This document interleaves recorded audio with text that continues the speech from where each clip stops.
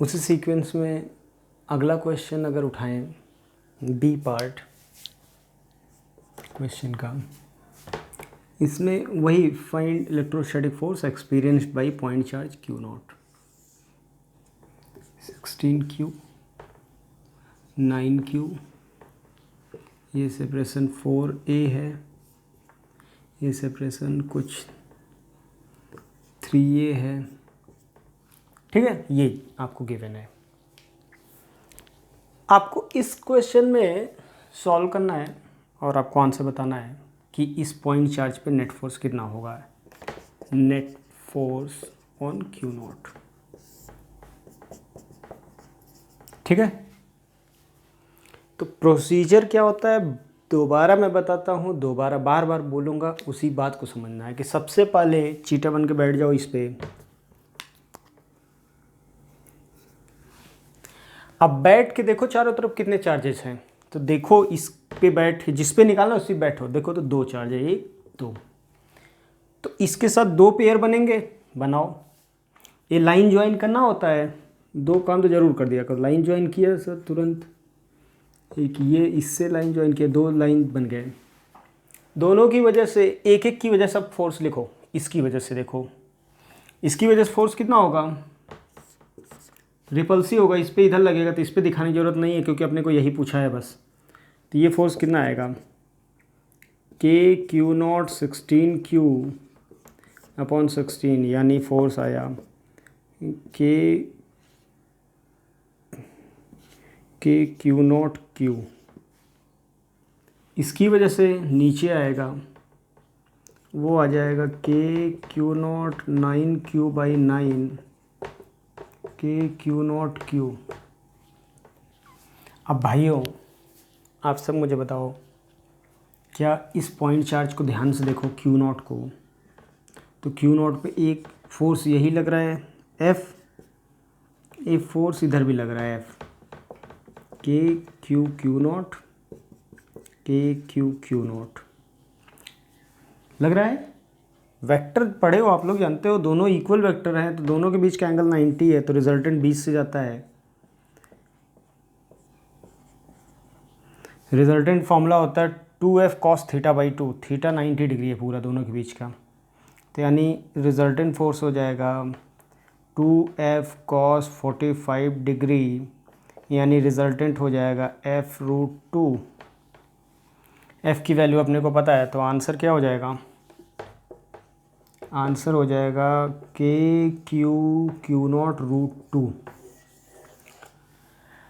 अब एक बात मुझे और बताना है, पिछले प्रॉब्लम में, इस प्रॉब्लम में सर, पिछले प्रॉब्लम में तो आपने IJ के टर्म्स में आंसर लिखा था, इस प्रॉब्लम में IJ के टर्म्स में नहीं लिखा, केवल मैग्नीट्यूड बता दिया आपने। तो हाँ ये बात देखो, कब वेक्टर फॉर्म में भी लिखने की आसार होते हैं, तो मैं आपको बोलूँ, जब XY कोऑर्डिनेट सिस्टम दिया है, तो कोऑर्डिनेट सिस्टम दिया है तो उस केस में हम डायरेक्शन IJ के फॉर्म में लिख सकते हैं। अगर क्वेश्चन में ही IJ का यूज कर दिया है, न्यूमेरिकल में पिछले में देखो कोऑर्डिनेट दिया था, XY एक्सिस भी दिखाया था, वो ऑलरेडी बताया हुआ था कि किस पॉइंट पे कहाँ कहाँ सबका पोजीशन वेक्टर एक तरीके से दिया था, और आसानी से हम लोग बता सकते थे। इसमें तो नहीं पता ना कि ये एक्स एक्सिस के लॉन्ग रखा है किधर रखा है, हाँ ये क्या पता ट्रायंगल ऐसे रखा हो, ये तो हम बना दिए ना सुविधा के लिए, ठीक है, इसलिए नहीं पता रहा। जब नहीं दिया रहे डायरेक्शन तो ज़रूरत नहीं, तब मैग्नीट्यूड सीधा लिखा करो, ठीक है ना।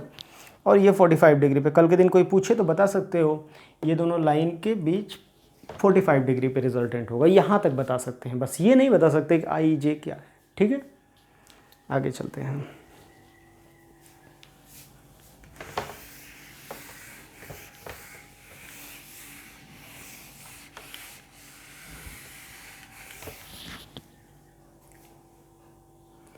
तो हम लोग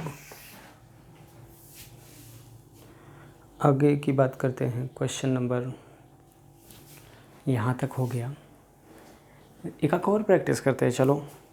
जैसे सी पार्ट आपको बोला जाए,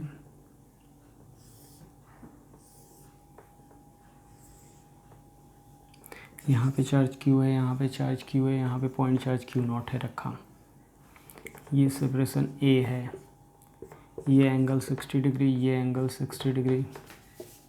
find net force on Q not. मैं आपको फिर से बोल रहा हूँ कि ये पूरी तरह से वेक्टर है भाई, बार बार आपको बस वही पूरी मैकेनिक्स है, कुछ नया है ही नहीं है। नाम बस इलेक्ट्रोस्टैटिक्स का है। इलेक्ट्रोस्टैटिक्स का भी काम एक लाइन का है कि बस पता करना है कि एक एक का देख लिया बस, के Q1 Q2 भाई यार इसको लिख, बाकी तो डील पूरा पिछले जैसा है।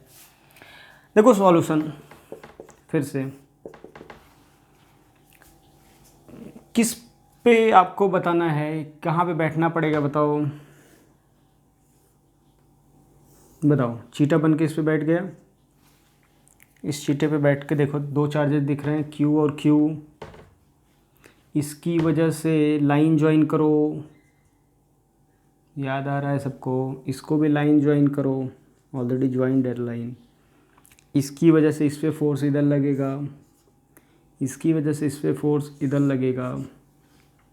आप सभी को याद आ रहा होगा कि ये 60 तो ये भी 60 डिग्री ही होगा, और ये फोर्स कितना होगा, ये सेपरेशन भी, ये इक्विलेटरल ट्रायंगल है, दिख रहा है सबको, कि Q not by A square, ये भी फोर्स दिख रहा है कि Q not by A square, क्योंकि ये साइड ए है ये भी साइड है, तो दोनों पॉइंट के बीच का सेपरेशन दोनों केस में ए है। एक पॉइंट चार्ज क्यू नॉट है, एक फॉर्मूला डायरेक्ट लगाया मैग्नीट्यूड का, ठीक है, डायरेक्शन लिख लिया। अब ये दोनों वेक्टर इक्वल वेक्टर है, फिर से रिजल्ट दोनों के बीच का एंगल 60 डिग्री है, तो रिजल्टेंट हमेशा कहाँ से जाता है, बार बार रटना पड़ रहा है आपको, कुछ नया नहीं है, बार बार बोल रहा हूँ। 2f cos 30 f√3, यानी रिजल्टेंट फोर्स आ गया Q not by A square √3।